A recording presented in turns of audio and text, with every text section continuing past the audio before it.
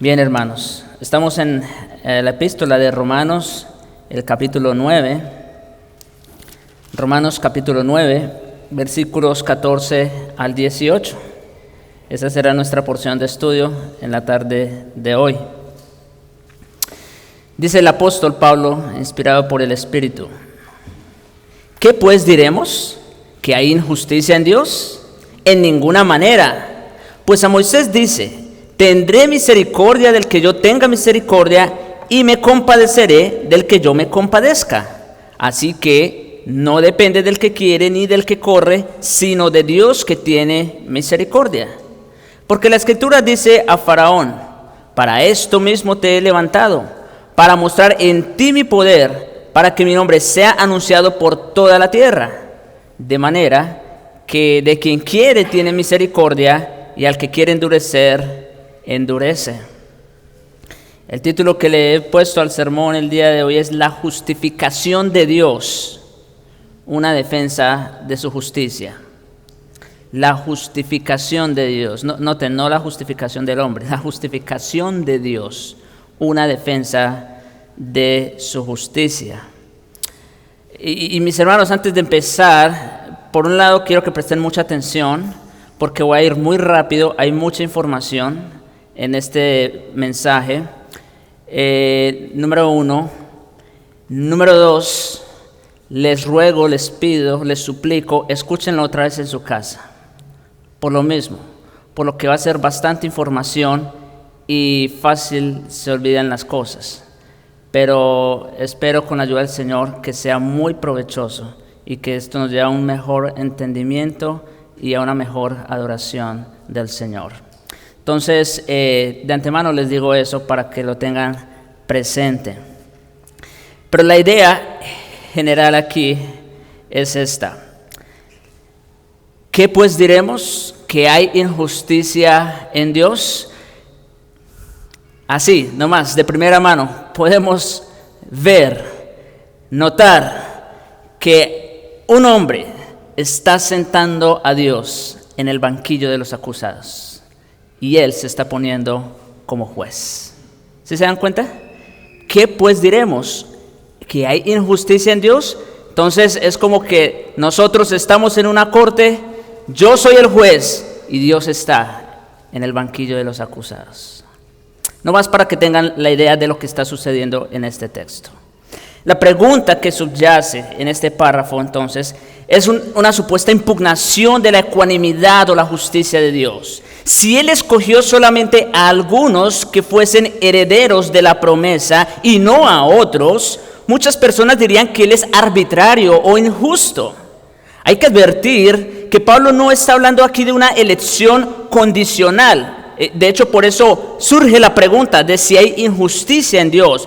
Porque Pablo no está enseñando una elección condicional, es decir, una elección sobre la base del conocimiento de Dios, el cual en su omnisciencia sabe quiénes van a responder en fe al Evangelio y los escoge. Eso es lo que enseñan los arminianos, que Dios solamente sabe de antemano quiénes van a creer y entonces pues por eso los escoge. En tal caso, pues no habría discusión en cuanto a la justicia de Dios, porque en última instancia la decisión depende del hombre y no de Dios. ¿Se dan cuenta? Si la decisión depende en última instancia de la elección que haga el hombre, entonces pues no hay injusticia en Dios, porque Él simplemente está escogiendo, entre comillas, a aquellos que Él sabe que van a creer, punto. ¿No es cierto? Pero no, Pablo no viene hablando de una elección condicional. La elección de la que el apóstol está hablando es incondicional, es decir, no se basa en una decisión de la persona o cualquier cosa que pudiera hacer para obtener el favor de Dios, sino única y exclusivamente en la soberana voluntad de Dios. Es incondicional la elección de la que venimos hablando. Pablo acababa de recordarle a sus lectores judíos que Dios en su soberanía escogió a Isaac por encima de Ismael y a Jacob por encima de Esaú antes de que nacieran. No fueron escogidos o rechazados a causa de quienes eran o habrían de ser o debido a lo que hubiesen hecho o fueran a hacer, sino por el que llama, como dice el verso 11. Esto es con base en la voluntad soberana de Dios y nada más. Isaac y Jacob fueron hijos de la promesa. Ismael y Esaú no lo fueron. Por eso, en el sentido de la salvación espiritual, Dios ha escogido a algunos para que crean y a otros los ha dejado en su pecado, como veremos a continuación. La respuesta del hombre natural a esto de que Dios haya escogido a unos y no a otros, la respuesta del hombre natural consiste en afirmar que Dios fue injustamente arbitrario al escoger a uno por encima del otro, mucho antes de que ellos incluso tuvieran la oportunidad de confiar en Él o de rechazarlo, o de optar por obedecer o desobedecer. Esto está en la mente natural del hombre, como decía el pastor Ricardo en la escuela dominical, dicho sea de paso, casi la mente de todos los hombres es arminiana, usando esa etiqueta, vamos a decir. ¿Cómo es posible que los hombres no tienen opción de escoger? Eso es injusto. Y esa es la queja que se está presentando en este texto. ¿Hay injusticia en Dios? Por eso Pablo pregunta retóricamente si acaso nosotros tenemos derecho de acusar a Dios de ser injusto. Y de hecho es una acusación que ha sido formulada a lo largo de la historia de la iglesia y se sigue escuchando en la actualidad cada vez que se proclama la elección y la predestinación. Si ustedes se dan cuenta, en cada conferencia, en la sección de preguntas y respuestas, por lo general va a salir una pregunta relacionada con el tema de la elección, ¿sí o no? ¿Por qué? Porque siempre está la predisposición natural del hombre a decir, no puede ser. Yo debo tener participación en esto. Pero antes de responder a esa acusación, debemos responder esta pregunta rápidamente. ¿Qué es justicia? ¿Qué es justicia? Bueno, desde el punto de vista legal, justicia, escuchen, es que el culpable reciba su merecido castigo. Número 1. Justicia es que el culpable reciba su merecido castigo. Y el inocente, aquí está la contraparte, culpable, inocente. El inocente, su merecida recompensa. Eso es justicia, ¿no es cierto? Cada quien recibe ¿qué? Lo que se merece, en otras palabras. Sin embargo, el punto con Jacob y Esaú era que ambos eran culpables. Aquí no había ningún inocente. ¿No es cierto? Ambos eran culpables delante de Dios y merecían ser tratados por igual. El problema entonces, como terminamos el sermón la vez pasada, el problema no es tanto con Esaú, ¿no? Sino con Jacob. Porque Esaú fue tratado justamente por Dios. El problema es con Jacob, que no recibió el mismo trato de su hermano a pesar de que eso era lo justo. ¿Cómo puede Dios elegir a una persona y rechazar a otra antes de que hayan siquiera nacido? ¿Habrá injusticia en Dios? Ante objeciones y conjeturas humanas de esta magnitud, Pablo procede a defender la persona y el carácter de Dios, específicamente su justicia. Y de hecho no Pablo, corrijo, más bien Dios mismo. Porque como veremos, la respuesta de Pablo no va a ser un argumento filosófico traído de la mente del hombre, sino que Pablo va a citar las mismas escrituras para responder a esa a esa objeción. Y por supuesto, la respuesta de Pablo inmediatamente es: en ninguna manera. Utilizando la forma de negación más fuerte que existe en el griego, la cual emplea en unas 10 ocasiones en esta epístola. Esa frase megenoito se puede traducir con ciertas connotaciones idiomáticas tales como ni que Dios lo permita. Jamás se te ocurra pensar algo así. O la idea es no, no y 1000 veces no. ¿Cómo puede pasar un pensamiento tan blasfemo por la cabeza? Esa es la idea.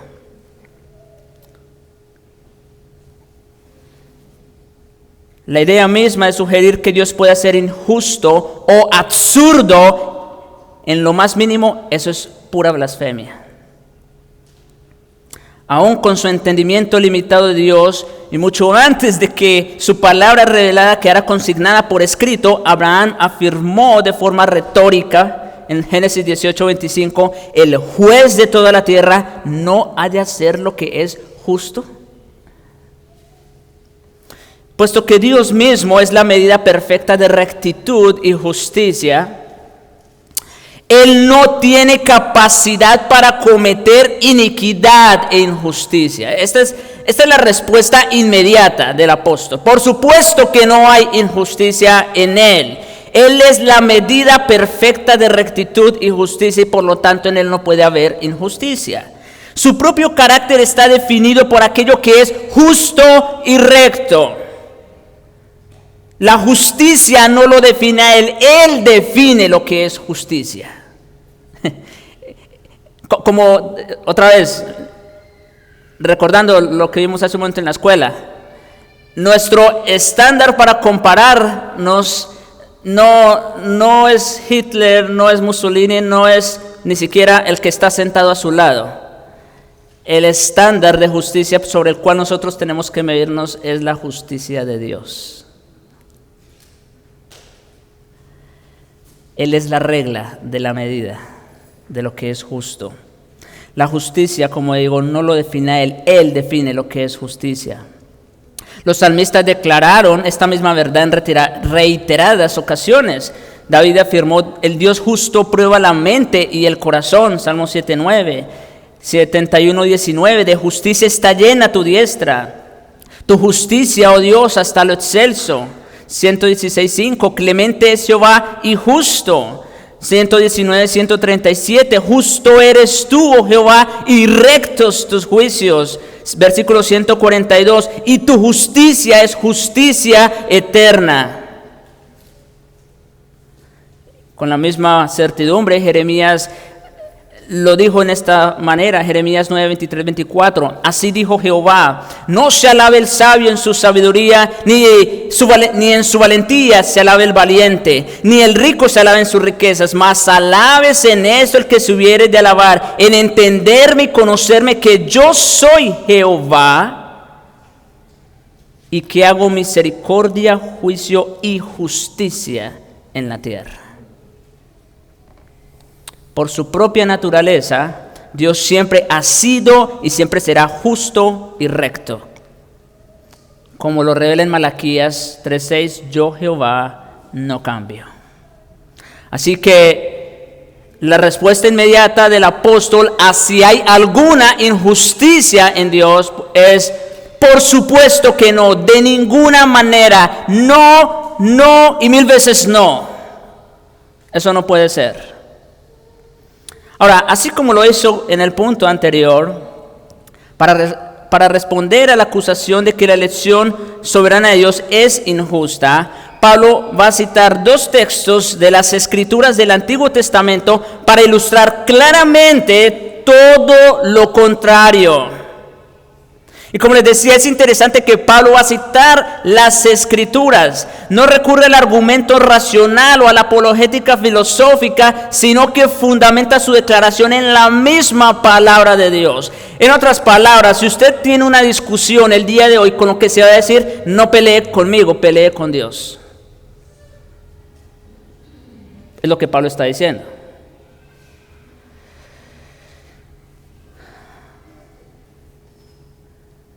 Veamos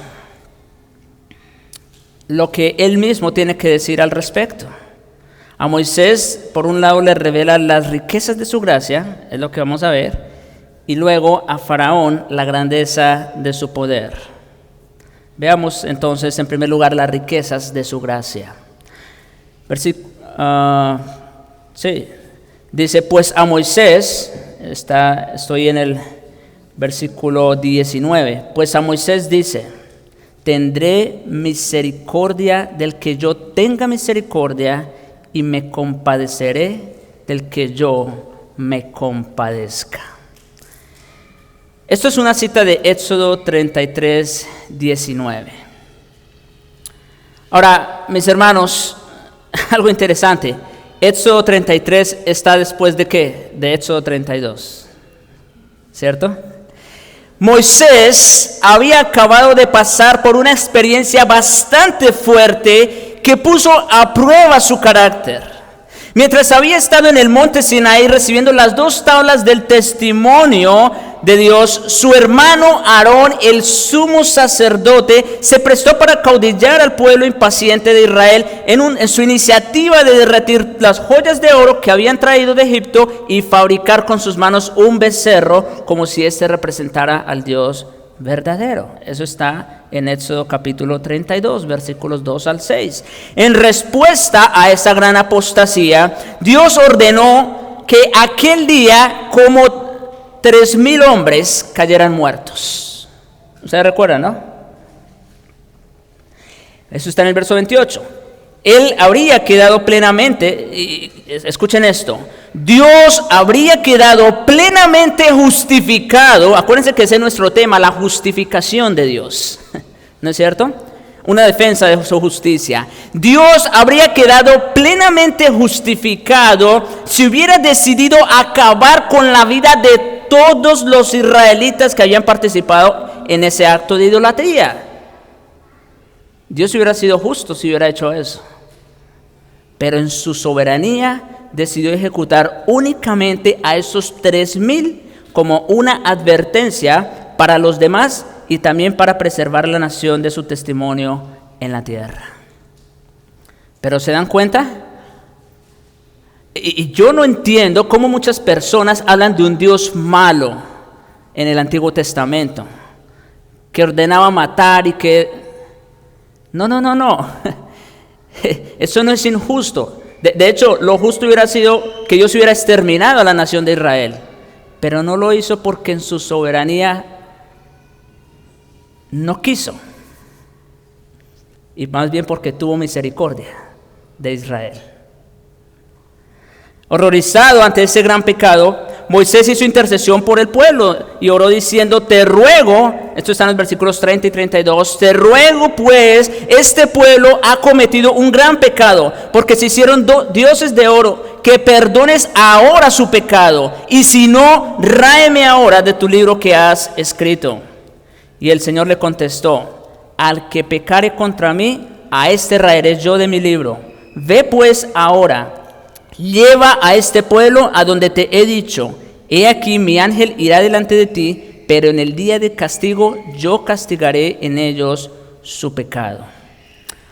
En otras palabras, a pesar de que Dios le había asegurado a su pueblo que lo guiaría y lo protegería a la tierra prometida a conquistarla, y a pesar de la cercanía de Moisés al Señor, quien le hablaba de cara a cara como cualquier compañero, este hombre, Moisés, leal a Dios, sintió en lo profundo de su ser su propia inadecuación para una tarea tan formidable, así como una gran necesidad personal y la de su pueblo de contar de forma permanente con la presencia de Dios en medio de ellos. Pero ¿saben? En respuesta a esa súplica adicional, Dios ofreció más certidumbre. En Éxodo 33, 19. Yo haré pasar, dice el Señor, todo mi bien delante de tu rostro. Cuando Moisés le dice, Señor, yo no iré si tú no vas conmigo. Y luego le dice, Señor, muéstrame tu gloria. Y lo que el Señor le dice es, yo haré pasar todo mi bien delante de tu rostro y proclamaré el nombre de Jehová delante de ti. y tendré misericordia del que tendré misericordia, y seré clemente para con el que seré clemente. 4 veces está el pronombre en primera persona. Tendré misericordia del que tendré misericordia.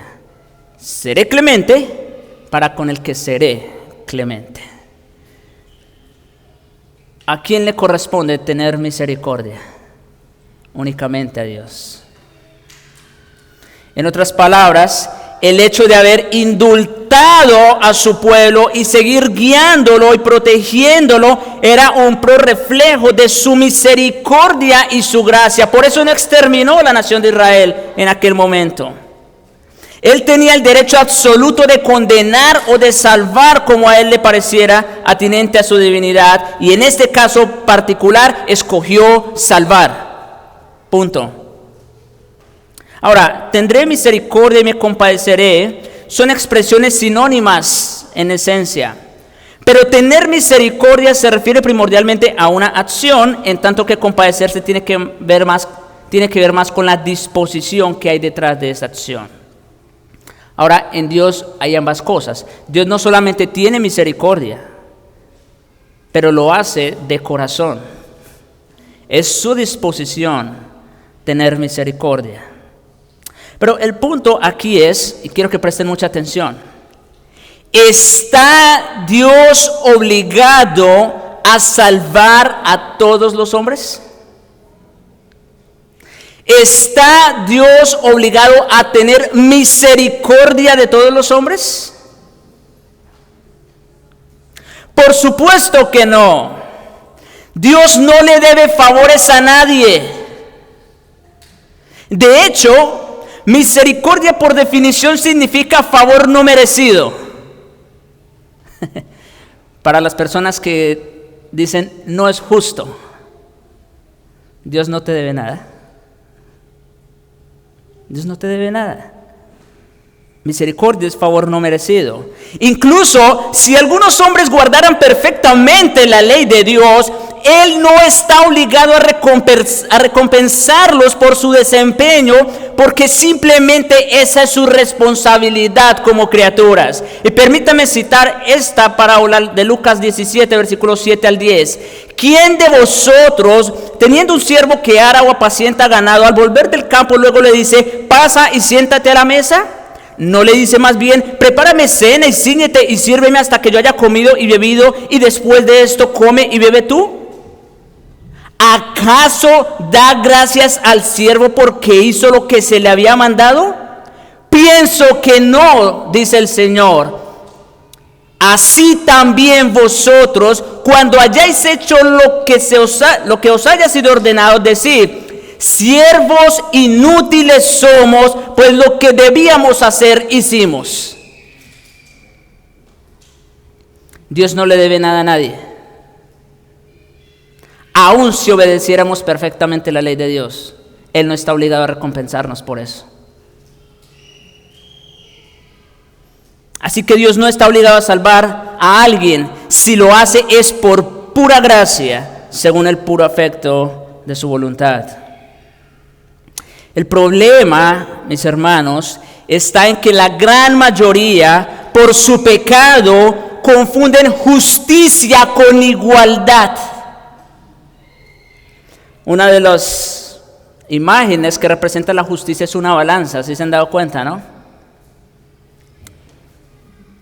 Ese es un problema muy serio, porque justicia e igualdad no es lo mismo.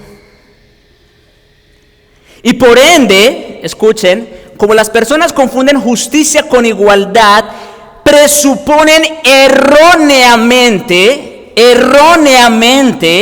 que Dios está obligado a tratarlos a todos por igual. Piensan que aunque todos son pecadores y están bajo condenación, el trato debe ser el mismo para todos. ¿Eso será lo correcto? Bueno, recordemos nuevamente la lectura que se hizo al principio, Mateo capítulo 20, No vamos a leer todo, por supuesto, pero sí quiero retomar desde el verso 11 de Mateo 20. Al recibirlo, ya ustedes saben que se leyó. El Señor trajo trabajadores a su viña a trabajar a diferentes horas del día, uno desde la mañana al mediodía, otros hasta el final de la tarde. Y luego les paga. Y a todos les paga lo mismo, ¿no es cierto? Un denario. Al venir los que habían venido cerca de la 11ª, versículo 11, perdón. Y al recibirlo, esos primeros, murmuraban contra el padre de familia diciendo: estos postreros han trabajado una sola hora y los has hecho iguales a nosotros que hemos soportado la carga del calor del día. ¿Se dan cuenta? Ellos están diciendo: no es justo, nosotros trabajamos todo el día, estos trabajaron una sola hora y les estás dando lo mismo. Eso no es justo. Él respondiendo dijo a uno de ellos: amigo, no te hago agravio, ¿no conviniste conmigo en un denario? ¿Cuál es el problema? Toma lo que es tuyo y vete, pero quiero dar a este postrero como a ti. ¿O no me es lícito hacer lo que quiero con lo mío? ¿O tienes tú envidia porque yo soy bueno? ¿Se dan cuenta cuál es el problema? Justicia e igualdad no son lo mismo. Así los primeros serán postreros y los postreros primeros, porque muchos son llamados, mas pocos escogidos. Dios es Dios, mis amados hermanos. Él no nos debe nada, nosotros se lo debemos todo. Por eso Él puede decir: tendré misericordia del que tendré misericordia y seré clemente para con el que seré clemente, y a nadie deberle nada. La soberanía de Dios y su gracia no solamente son compatibles, sino inseparables. Puesto que todos los hombres son pecadores y merecen la condenación de Dios, ninguna persona es ofendida o tratada injustamente si Dios decide condenarla. Eso es justicia. Su misericordia hacia cualquier persona es puramente una obra de su gracia. Ahora, para continuar declarando nada más y nada menos que la verdad de Dios, en lugar de tratar infructuosamente de explicar la lógica y aquello que está más allá de nuestro entendimiento, Pablo prosigue diciendo: así que no depende del que quiere ni del que corre, sino de Dios que tiene misericordia. Aquí está envuelto el deseo como la acción, el que quiere y el que corre. Ismael quiso recibir la bendición de Dios, pero no la recibió. ¿Sí? Él quiso, pero no le tocó, como dice Hebreos 11:17. Por la fe Abraham, cuando fue probado, ofreció a Isaac, y el que le había recibido la promesa ofrecía a su unigénito, habiéndosele dicho: en Isaac te será llamada descendencia. Esaú corrió tras la bendición, por así decirlo, pero tampoco alcanzó a recibirla. Y no solo esto, ya lo leímos en Romanos 9, versículos 10 al 13, sino también cuando Rebeca concibió a uno de Isaac, nuestro padre, pues no habían aún nacido, ni habían hecho ni bien ni mal, para que el propósito de Dios conforme a la elección permaneciese, no por las obras. Ese paréntesis es sumamente importante. No por las obras, no por el que quiere, por el que corre, sino por el que llama. Se le dijo: el mayor servirá al menor, como está escrito: a Jacob amé, mas a Esaú aborrecí. No es la elección o el esfuerzo del hombre, sino Dios mismo quien toma la iniciativa de extender su misericordia al pecador. La salvación nunca es iniciada por la elección humana sincera, ni merecida por el esfuerzo humano denodado. Siempre tiene comienzo en la voluntad soberana y eterna de Dios en su gracia. En otras palabras, la elección divina es siempre libre, soberana e incondicional. Y en este punto, antes de proseguir, es importante también recordar lo siguiente. Recordar lo que Pablo ya estableció en los primeros 3 capítulos de Romanos y que concluye con una cita de los Salmos 14 y 53. Me refiero a Romanos 3, versículos 10 al 12. Como está escrito: no hay justo ni aun uno, no hay quien entienda, no hay quien busque a Dios. Todos se desviaron, a una se hicieron inútiles. No hay quien haga lo bueno, no hay ni siquiera uno. No hay, todos, no hay, a una, no hay ni siquiera uno. Y también en Romanos 8:7, por cuanto los designios de la carne son enemistad contra Dios, son la enemistad misma contra Dios, porque no se sujetan a la ley de Dios, ni tampoco pueden. ¿Y sabe por qué no pueden?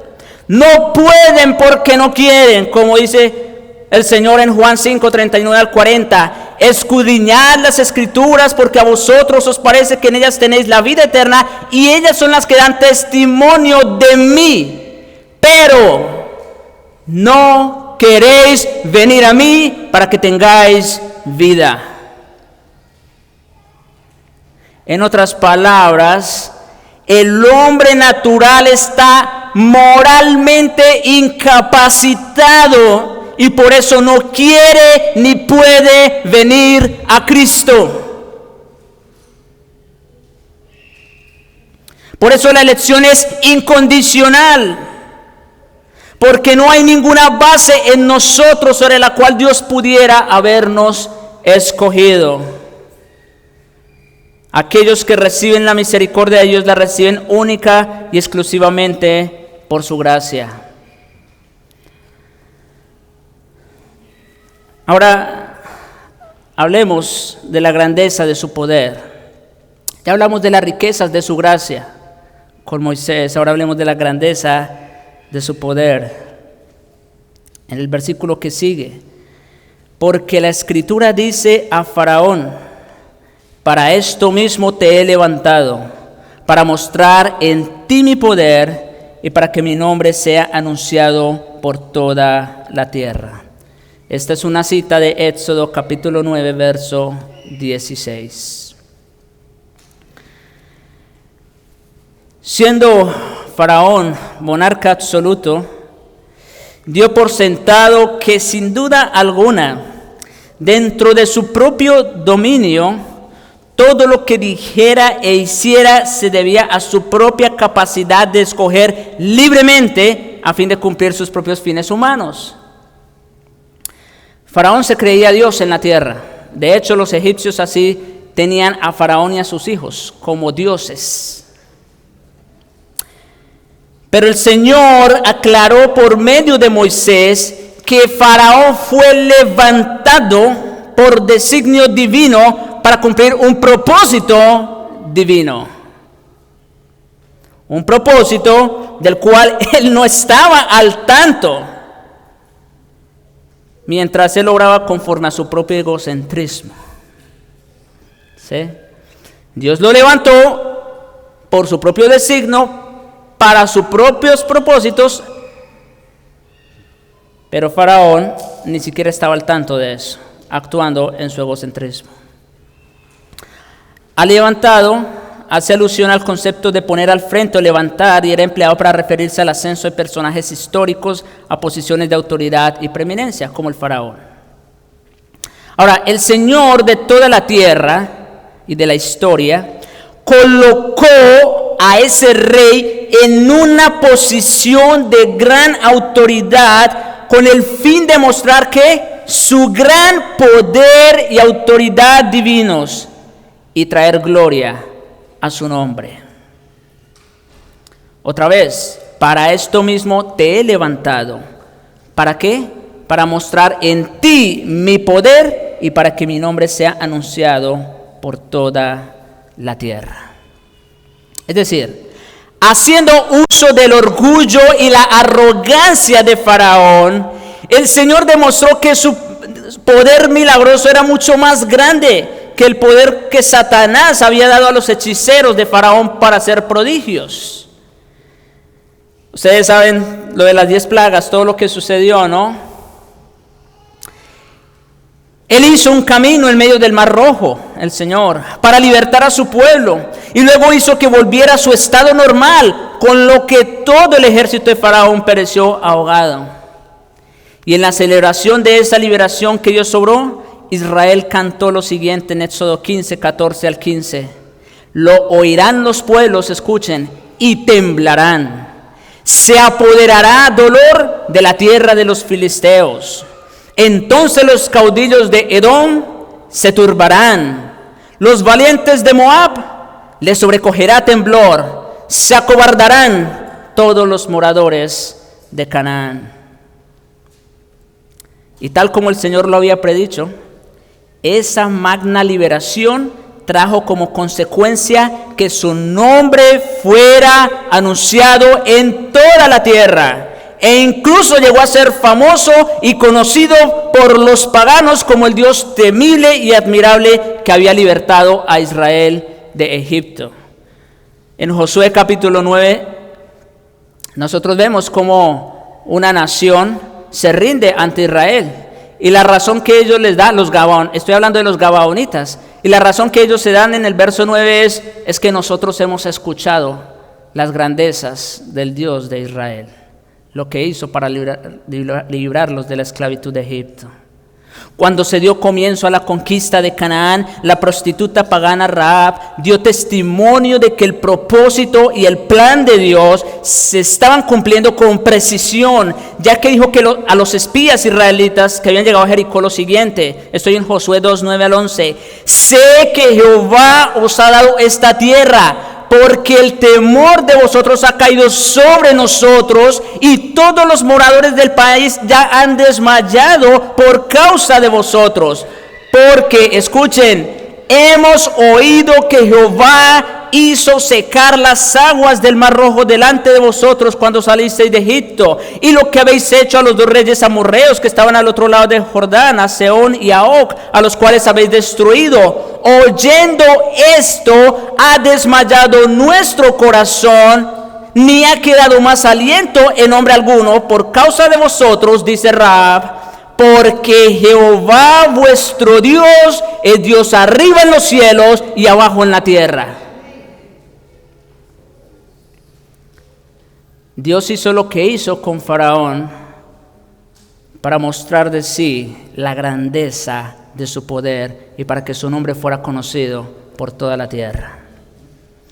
Como cierto comentarista ha observado, Faraón fue abiertamente un adversario, un enemigo jurado que seguía sus propios designios. Y no obstante, en su vida se estaba cumpliendo de forma inexorable un propósito divino. ¡Wow! La soberanía de Dios y la actividad del hombre. Faraón en su egocentrismo haciendo lo que él quería hacer y Dios por otro lado cumpliendo sus propósitos. Ese propósito de hecho divino únicamente y ninguna otra cosa puede explicar la existencia misma de ese Faraón. ¡Wow! Ese poderoso acto de Dios demostró 2 grandes verdades. Él libertó a Israel, por un lado, para exhibir la misericordia que de quien quiere muestra o tiene, y levantó y destruyó a Faraón para exhibir la verdad de que al que quiere endurecer, endurece. ¿Sí se dan cuenta? Ya estoy en el último versículo. Así que del que quiere tiene misericordia y al que quiere endurecer, endurece. Por un lado, levantó a Moisés para mostrar en él su misericordia, y por otro lado, a Faraón, endurecimiento.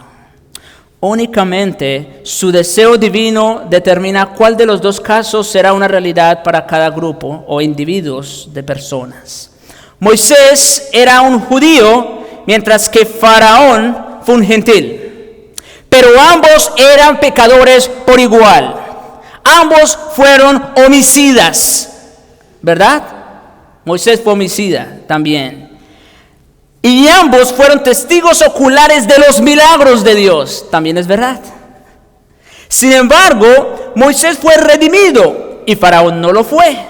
Dios levantó a Faraón con el objeto de revelar su propia gloria y su gran poder.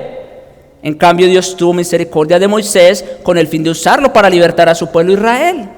Faraón fue un gobernante, mientras que el pueblo de Moisés estaba conformado de esclavos que estaban bajo el mando de Faraón. A pesar de esto, Moisés recibió la misericordia y la compasión de Dios, porque esa fue la voluntad de Dios.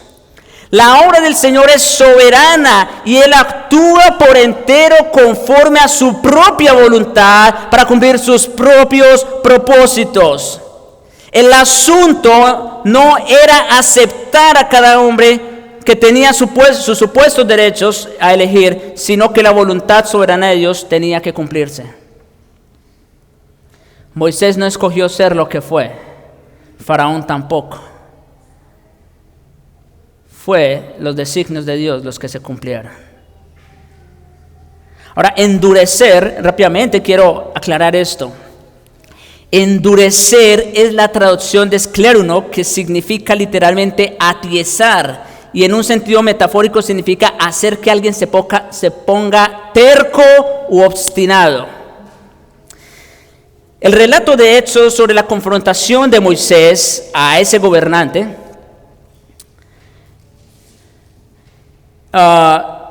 menciona que por lo menos en 10 ocasiones que Dios endureció el corazón de Faraón.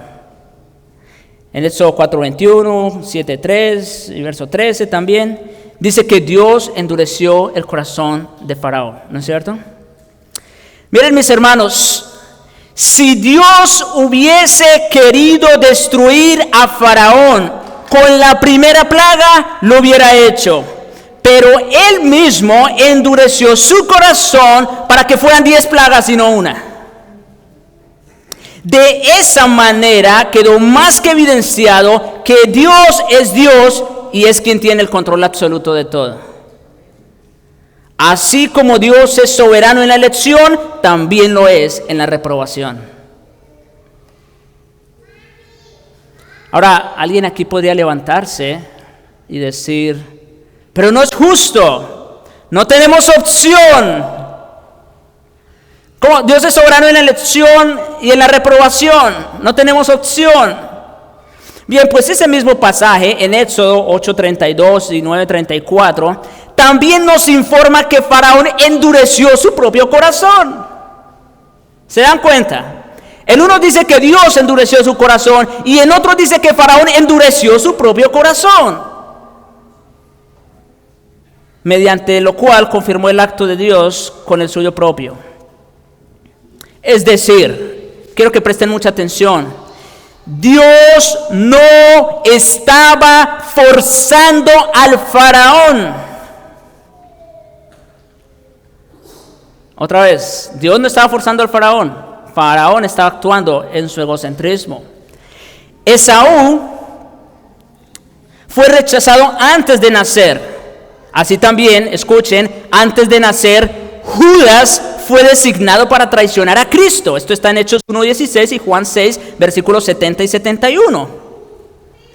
No obstante, ambos hombres por igual eligieron por sí mismos recorrer la senda del pecado y la incredulidad. Es decir, Esaú, Judas, ellos siguieron el camino de la incredulidad y la rebeldía por su propia cuenta. Otra vez, Dios no los forzó, ellos lo decidieron así. El punto es, Si bien Dios es soberano, tanto en los que se salvan como en los que se pierden, escuchen, su soberanía se expresa de manera diferente tanto en unos como en los otros. ¿Está claro que Dios es soberano en ambos casos? Sí. Bueno, su soberanía se expresa de manera diferente en unos como en otros. Explico. En los que se salvan, Dios activamente los escoge de pura gracia, según el puro afecto de su voluntad. Así opera la soberanía de Dios en la elección. En los que se pierden, Dios simplemente los abandona en su pecado, quitándoles el freno de su gracia que los tenía sujetos y dejándolos a su propia suerte. ¿Sí se dan cuenta cómo actúa la soberanía de Dios en unos y en otros? En unos activamente los escoge y los saca del mismo infierno. A otros simplemente les quita el freno y los deja en su pecado. Como vimos en Romanos 1, voy a leer unos cuantos versículos para recordarles. Romanos 1, verso 21. Pues habiendo conocido a Dios, no le glorificaron como a Dios, ni le dieron gracias, sino que se envanecieron en sus razonamientos. Escuchen. Y su necio corazón fue ¿qué? Entenebrecido. Es decir, el resultado de pecado más pecado. Versículo 24. Por lo cual también Dios los entregó. Eso es soberanía. Dios los entregó a la inmundicia. Escuchen, en las concupiscencias de sus corazones. Ahí está el hombre. Versículo 26. Por esto Dios los entregó, soberanía, a pasiones vergonzosas. ¿De quiénes eran las pasiones? De los hombres. Versículo 28. Y como ellos no aprobaron tener en cuenta a Dios, ¿quién? El hombre. Dios los entregó, soberanía, a una mente reprobada. Pero ¿se dan cuenta? Dios no los forzó a hacer lo que no querían. El hombre no fuerza a nadie, Dios no fuerza al hombre a pecar. No, más bien los deja en las concupiscencias de sus corazones hacer lo que ellos quieren hacer. Cuando ustedes ven personas desbocadas haciendo lo que a ellos les place en su pecado y en su maldad, eso es algo terrible, porque lo que está evidenciando es que Dios simplemente dejó de tener misericordia de esa persona y los abandonó en su pecado. Por eso son culpables. Por eso son culpables. En resumen, los que van para el infierno no tienen a nadie más a quien culpar, sino a ellos mismos. ¿Escucharon eso? Los que van al infierno no tienen a nadie más a quien culpar, sino a ellos mismos. Y los que van para el cielo no tienen a nadie a quien alabar más que a Jesucristo. Ismael, Esaú, Faraón, Judas fueron tratados con justicia. Isaac, Jacob, Moisés, Pedro fueron tratados con misericordia, pero ninguno de ellos con injusticia. Los que van para el cielo reciben misericordia, los que van para el infierno justicia, pero en Dios no hay injusticia. Como dijo el apóstol en Romanos 3:19, pero sabemos que todo lo que la ley dice, lo dice a los que están bajo la ley, para que toda boca se calle.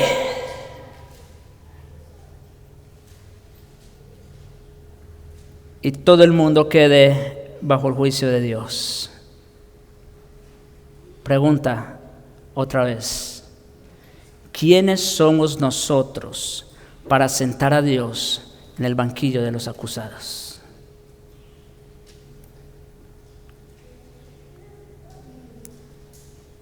¿Hay injusticia en Dios? En ninguna manera. Pero todavía hay pregunta. ¿Por qué Isaac y no Ismael? ¿Por qué Jacob y no Esaú? ¿Por qué Moisés y no Faraón? ¿Por qué Pedro y no Judas Iscariote? No se pierdan el próximo sermón.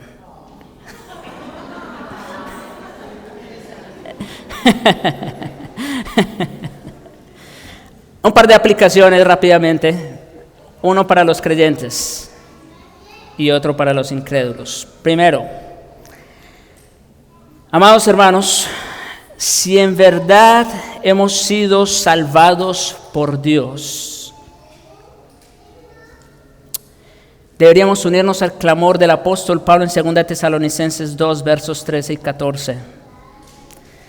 Pero nosotros, dice el apóstol, debemos dar siempre gracias a Dios respecto a vosotros, hermanos amados por el Señor, de que Dios os haya escogido desde el principio para salvación, mediante la santificación o el apartarnos por el Espíritu y la fe en la verdad, a lo cual en el tiempo os llamó mediante nuestro evangelio para alcanzar la gloria de nuestro Señor Jesucristo. Para eso el Señor nos ha escogido de pura gracia, para que seamos semejantes y uno con Jesucristo. Amados, la elección incondicional, escuchen, la elección incondicional es la mejor noticia de todas. De no ser por esta maravillosa gracia, todos estaríamos bajo condenación y sin esperanza. Como dijera Spurgeon, doy gracias a Dios de que Él me haya escogido a mí, porque yo nunca lo hubiese escogido a Él.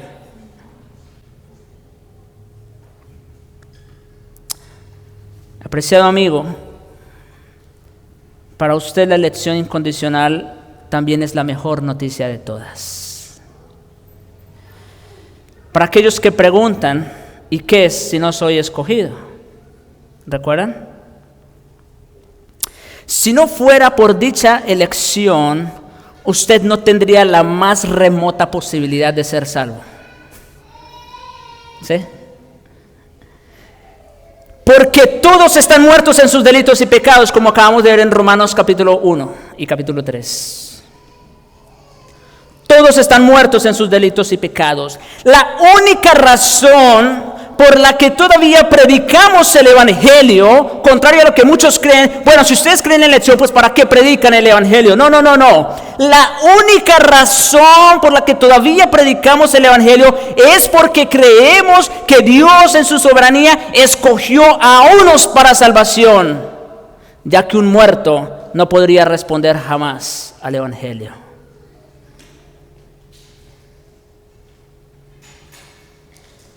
Cuando Dios le dice a Lázaro, Lázaro, ven fuera.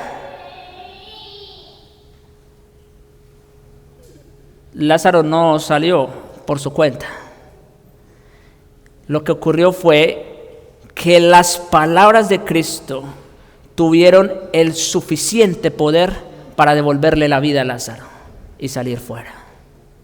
La palabra de Dios es operativa.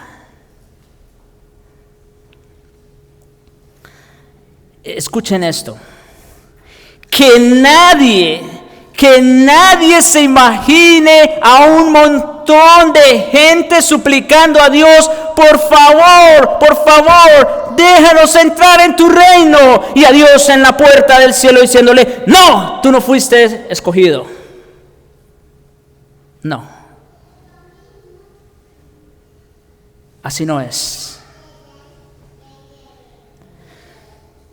Como dijo el Señor mismo, ninguno puede venir a mí si el Padre que me envió no le trajere. Escuchen, ninguno puede puede venir a mí. Así que nadie le ruega a Dios que lo deje entrar en su reino y Dios le dice que no. Eso es imposible. ¿Por qué? Porque ninguno tiene el deseo de hacerlo. Ninguno puede venir a mí, excepto si el Padre que me envió le trajere. ¿Se dan cuenta, amigo que escuchas, que la elección es la mejor noticia para usted? Porque por tu propia cuenta tampoco podías venir a Cristo. Y luego dice, todo lo que el Padre me da, vendrá a mí. Es 100% seguro. Y al que a mí viene, no le echo fuera. Por eso no puede ser que las personas estén cuestionando a Dios si fue elegido o no. Lo que deben hacer es creer en Jesucristo y será salvo. Así que deja de estar cuestionando a Dios y sus secretos y cree en el Evangelio que ha sido revelado para salvación. Oremos.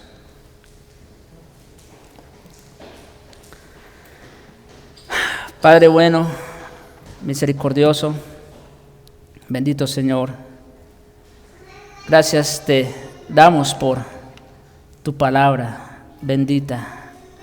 Gracias te damos por la claridad con que nos hablas. Y aunque hay cosas que siguen siendo misterio para nosotros, Señor, todo lo que necesitamos saber para ser salvos ya nos lo has revelado.